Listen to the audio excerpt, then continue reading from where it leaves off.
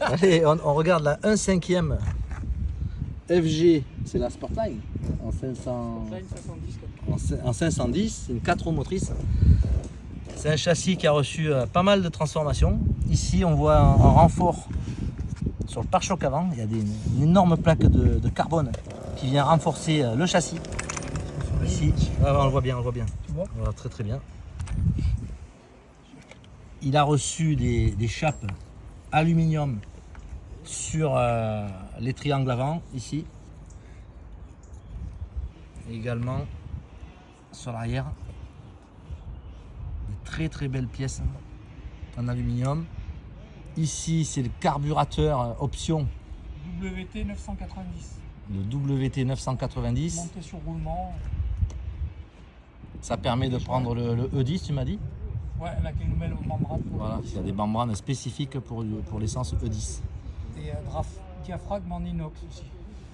Ça se trouve à l'intérieur, c'est quoi un clapet à l'intérieur. Pour le E10. Un superbe carburateur avec un gros filtre à air. Ici, c'est d'origine cette pièce là en aluminium? Celle-là est d'origine. La transmission, non. Elle est toute en ligne en métal. Et ouais. Donc, ils sont moins larges que les origines. Ouais. Grosse couronne en métal. Et alors, il y a un renfort de châssis. On va le voir ici très précisément. Il y a des baguettes en aluminium qui ont été fixées sur la longueur du châssis. On le voit bien. Avec un système de fixation style rivet intérieur, hein, voilà, des inserts. Voilà. On le retrouve des deux côtés du châssis, évidemment. On a la seconde barre ici. Et c'est venu rigidifier le châssis sur toute sa longueur. Alors au niveau du pilotage, ça se ressent sérieusement. Et en fait, ça se reporte après tout le flex sur les pneus. Donc on a eu des pneus qui ont vraiment beaucoup plus travaillé aujourd'hui. Avec des PMT en super soft parce que c'était hyper humide.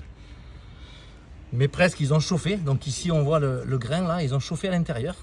Parce qu'avec ce renfort de châssis et toutes les pièces options alu, voilà. Et ouais, toute la puissance, toute la motricité, elle part sur les roues, notamment là sur le train arrière. Il y en a une voiture qui a bien marché.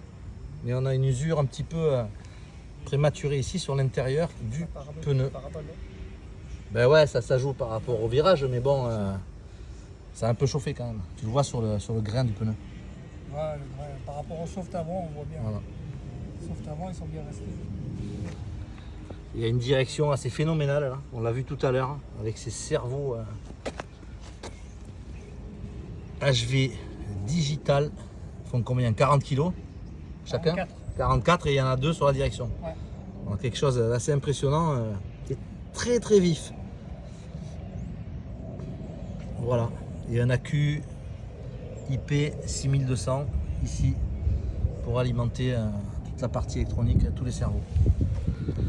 Moteur Zenoa G270 RC. C'est un moteur d'origine ça, qui n'a pas été travaillé, traité. Voilà. À bientôt pour une prochaine vidéo. Ciao.